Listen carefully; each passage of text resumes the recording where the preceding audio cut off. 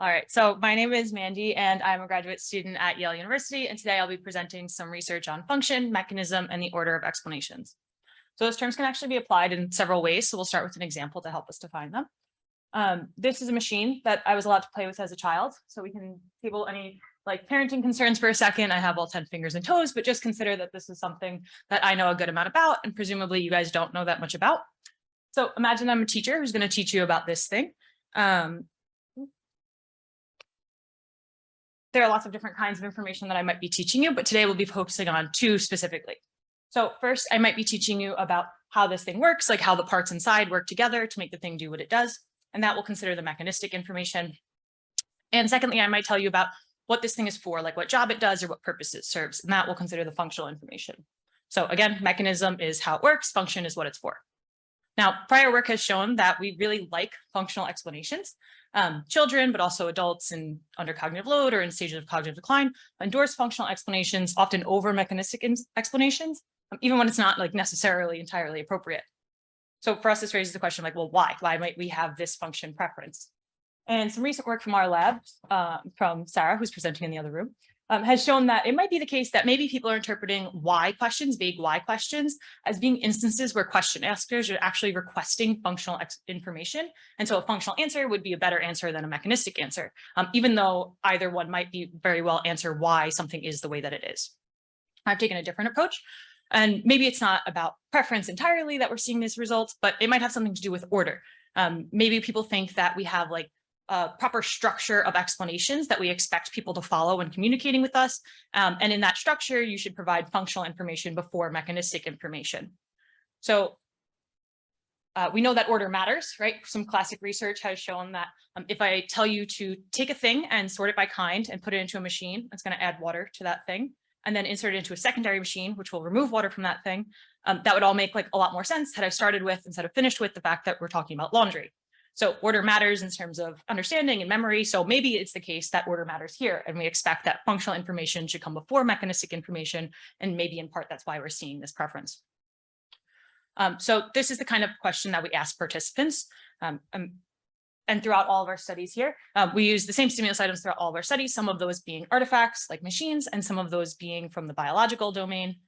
But we know that it's pretty weird to ask a functional question, like what's the function of a whole giraffe? But it's totally normal to talk about what's the function, why does a giraffe have such a long neck? And that we can answer with either a functional or a mechanistic answer. So when I talk about wholes right now, I'm talking about whole artifacts and whole biological parts. For example, like this one. And I'll pause here to note two things about our stimulus items. First, they were relatively unfamiliar to participants. They weren't things that we expected people to come in with a lot of background knowledge about. And secondly, we never named our stimulus items. Names often have functional or mechanistic information embedded in them. A blender's purpose is to blend. And to return to our example, this machine is called a sandblaster because it works by blasting sand. So again, pretending that I'm a teacher who's going to teach you about this thing and that I didn't just tell you that it was called a sandblaster, which of these two kinds of information do you think I should teach you about first? Can you raise your hand if you think it's mechanism? Can you raise your hand if you think I should teach you function first? Cool. Now, what if I was showing you not just these hypothetical framings of explanations, but actually how this thing worked and what this thing is for?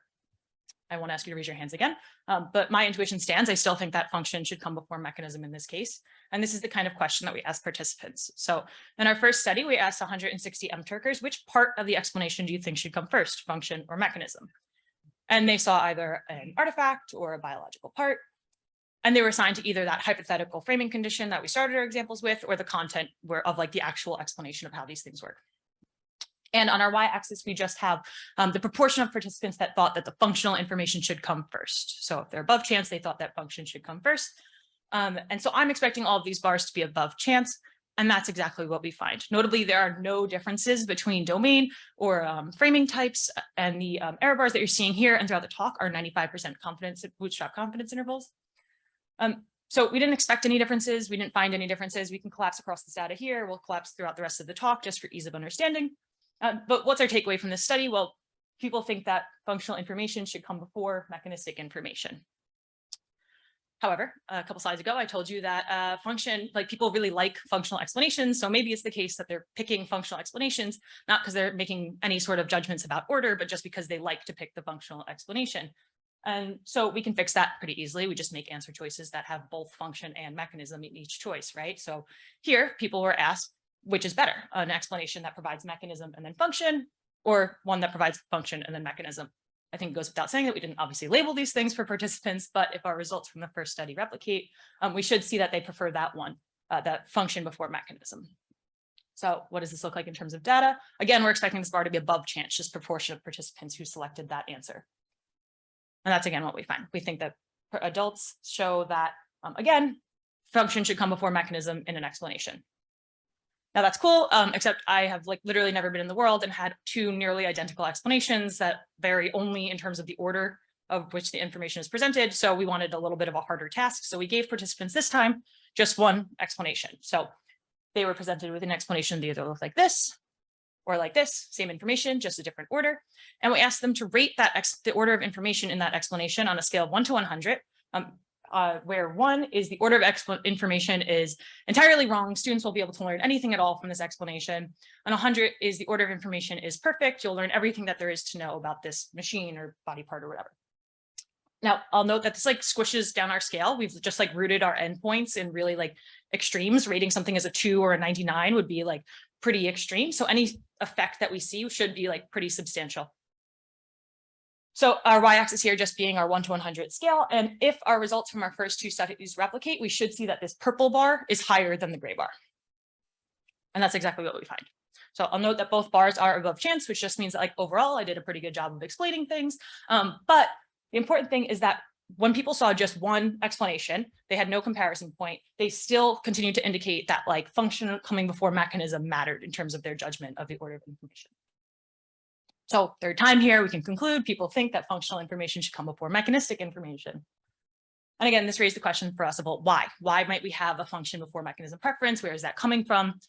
So to kind of get you in line with how we tried to answer this why, we'll go to a different example, this time not about a sandblaster, but about a car engine. So imagine that I'm going to teach you about a car engine. If I'm going to teach you about the function of a car engine, we're going to talk about how the car engine, we're going to look upwards at how the car engine has, what role it has in the whole car, right? What purpose does it serve for the car as a whole? And if I'm talking to you about the mechanism of the car engine, that by definition means looking downwards at the parts. How does the camshaft interact with the timing belts, interact with the pistons, right? So we're talking about whole and then parts and then subparts. So we think about our previous results where function should come before mechanism. What people are really saying is that the information about the whole should come before information about the parts, should come before information about the subparts. I didn't just do some logical proof or something, we actually asked participants this. So this format was similar to our first study, just without any functional or mechanistic information. And here participants agreed with my intuition. A good explanation should provide information about the whole before information about the parts, information about parts before information about the subparts. So if we're thinking about these 3 levels here, we can talk about the function or mechanism of any of these levels, right? We can talk about the function of the whole, the mechanism of the whole, function of the part, etc. And so far, all of our studies have looked at the function of the whole and the mechanism of the whole, these top 2. And continuously, we're seeing that people think that the function of the whole should come before the mechanism of the whole, right? So we have kind of 2 intuitions established, one that function should come before mechanism, and 2 that we should explain the whole before the parts, before the subparts. So if we're looking at these results of why people might think about function before mechanism, there are 2 reasons that I can think of that this might be the case. One, people might have a function first bias, whatever level we're talking about here, they're always going to pick the functional information to come first. However, it might also be the case that they have this hierarchical intuition, and by putting the function before the mechanism, explaining things top down, by putting the function before the mechanism, you satisfy that hierarchical intuition. So if we're making a comparison, say, between the mechanism of the whole and the function of the part, or even the mechanism of the whole and the function of the subpart, we'll no longer see that function is winning, right? Mechanism will start to come first because it's higher in the hierarchy. Okay, so what does that look like in terms of graphs and studies? First, I'll reprint for us the results of study 1A. This is the same graph that you saw, but just in a different orientation for comparison's sake. And again, remembering that people thought that the function of the whole should come before the mechanism of the whole. So if it's the case that this top result can be explained by a function first bias, right? People just always think that function should come first. Our results will look something like this. They'll be all the way to the left here. However, if this top result is actually explained by our hierarchical intuition, our results will look something more like this. It'll really matter what level we're talking about as we're comparing the mechanism of the whole to, say, the function of the subpart, right, the mechanism will now win out because it's higher in that hierarchical structure. And this second part here is at chance. That's what we're predicting, because if we're talking about the mechanism of the whole, let's talk about like a car engine again. If I'm telling you about how the camshaft is going to interact with the timing belt, is going to interact with the pistons, I'm really telling you about the individual function of each of the timing belt and the camshaft and the pistons, right? So those aren't really distinguishable, so we shouldn't expect people to like have some strong preference in one direction or the other. Okay, so this is what we might find, and this is what we did find. So our takeaway here is that people think that hierarchy matters. An explanation should follow information from the top to the bottom, whole before parts before subparts. So what are our takeaways here? First, hopefully I've presented you enough information at this point to convince you that people expect explanations to follow hierarchical structure from top to bottom, whole before parts before subparts. And it's possible that that's explaining the function before mechanism preference that we saw earlier on. So where do we go from here? This has opened up a lot of questions for us that I'm really excited about. And I'll just talk about quickly like the two that we've been like most actively pursuing. So first, where do these intuitions come from? Is this something that like from day one, we just like always think that there's a proper order to explanations and we always have that intuition? Or as we like have a more nuanced understanding of the world, do we get a better feel for how to communicate that? And secondly, and this is the thing that I have a lot of data on, so please ask me questions about it, is does this have an impact on learning, right? The participants have shown us that they really think you should explain in this way. So if I explain in this way, do you learn more than if I explain, the wrong way?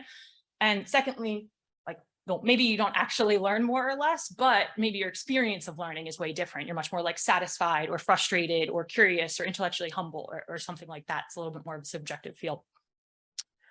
Okay, and with that, I would like to thank my advisor, our funding sources, and all of you for listening.